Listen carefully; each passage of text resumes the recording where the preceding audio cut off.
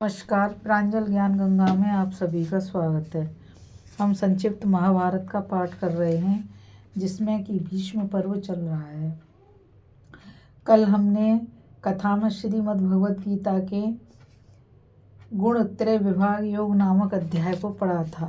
आज हम श्रीमद् भगवद गीता के पुरुषोत्तम योग नामक अध्याय का पाठ करेंगे।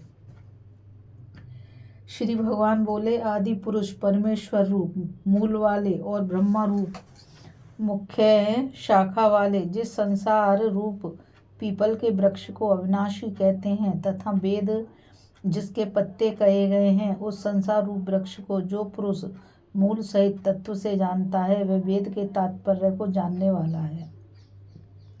उस संसार वृक्ष की तीनों गुणों रूप जल के द्वारा भरी हुई एवं विषय भोग रूप कपोलों वाली देव, मनुष्य और त्र्यक आदि योनि रूप शाखाएं नीचे और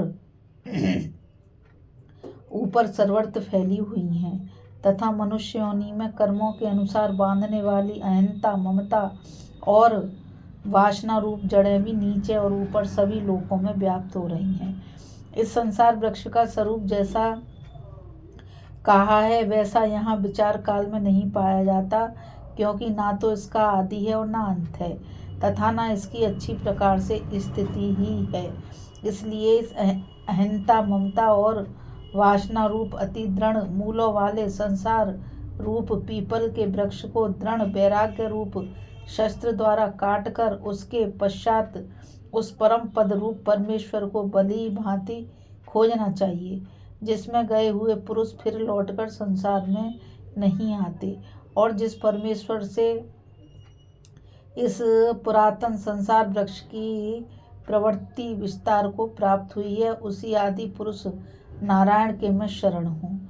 इस प्रकार दृढ़ निश्चय करके उस परमेश्वर का मनन और निधि ध्यान करना चाहिए, जिसका मान और मोह नष्ट हो गया है, जिन्होंने आसक्ति रूप दोष को जीत लिया है, जिनकी परमात्मा के स्वरूप में नित्य स्थिति है और जिनकी कामनाएं पूर्ण रूप से नष्ट हो गई हैं, वे सुख दुख नामक द्वंद्वों से विमुक्त ज्ञानीजन उस अविनाशी परम पद को प्राप्त होते हैं।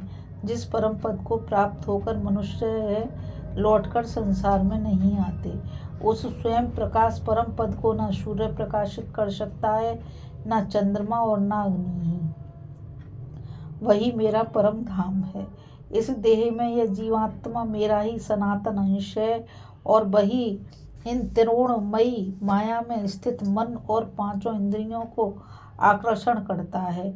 वायु गंध के स्थान से गंध को जैसे ग्रहण करके ले जाता है, वैसे ही देहादि का स्वामी जीवात्मा भी जिस शरीर को त्याग करता है, उससे इन मन सहित इंद्रियों को ग्रहण करके फिर जिस शरीर को प्राप्त होता है उसमें जाता है।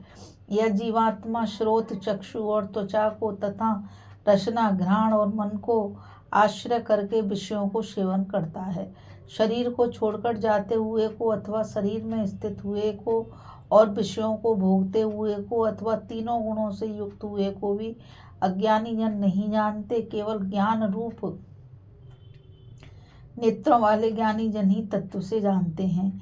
यत्न करने वाले योगी जन भी अपने हृदय में स्थित इस आत्मा को तत्व से जानते हैं, किंतु जिन्होंने अपने अंतकरण को शुद्ध नहीं किया है, ऐसे अज्ञानी जन तो यत्न करते रहने पर भी इस आत्मा को नहीं जानते हैं। सूर्य में स्थित जो तेज संपूर्ण जगत को प्रकाशित करता है तथा जो तेज चंद्रमा में है और जो अग्नि में है, उसको तू मेरा ही तेज जान। मैं ही पृथ्वी में प्रवेश करके अपनी शक्ति से सब भूतों को धारण करता हूँ और रस स्वरूप अमृत में चंद्रमा होकर संपूर्ण औषधियों को, वनस्पतियों को पुष्ट करता हूँ।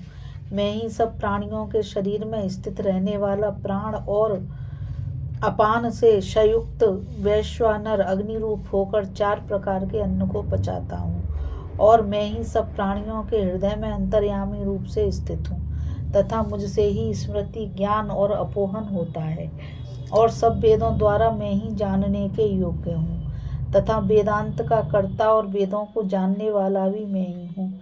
इस संसार में नाशवान और अविनाशी भी ये दो प्रकार के पुरुष हैं। इनमें संपूर्ण भूत प्राणियों के शरीर तो नाशवान और जीवात्मा अविनाशी कहा जाता है। इन दोनों से उत्तम पुरुष तो अन्य ही है, जो तीनों लोकों में प्रवेश करके सबका धारण पोषण करता है एवं अविनाशी परमेश्वर और परमात्मा इस प्रकार कहा गया है, क्योंकि मैं नाशवान जड़ वर्ग क्षेत्र से तो सर्वथा अतीत हूँ और माया में स्थित अविनाशी जीवात्मा से भी उत्तम हूँ। इसलिए लोक में और वेद में भी पुरुषोत्तम नाम से प्रसिद्ध हूँ। भारत, इस प्रकार तत्व से जो ज्ञानी पुरुष मुझको पुरुषोत्तम जानता है, वह सर्वज्ञ पुरुष सब प्रकार से निरंतर मुझ वासुदेव परमेश्वर को ही भजता है। निष्पाप अर्जुन, इस प्रकार यह अति रहस्य युक्त गोपनीय शास्त्र मेरे द्वारा कहा गया है। इसको तत्व से जानकर मनुष्य ज्ञानवान और कृतार्थ हो जाता है। इस कथा में बस इतना ही। अभी हम श्रीमद् भगवत गीता के पुरुषोत्तम योग नामक अध्याय को पढ़ रहे थे। अब आगे कथा में हम श्रीमद् भगवत गीता के देवासुर संपत्ति विभाग योग नामक अध्याय को पढ़ेंगे। इस कथा में बस इतना ही। मुझ गीता रावत को आज्ञा दीजिए। कल फिर मिलेंगे एक नई कथा के साथ। और मैं आप सभी से यही कहना चाहूँगी कि इस चैनल को ज़्यादा से ज़्यादा लाइक, शेयर और सब्सक्राइब करिए, ताकि यह अमूल्य ज्ञान अधिक से अधिक लोगों तक पहुँच सके। राधे राधे। जय श्री कृष्णा। नमस्कार।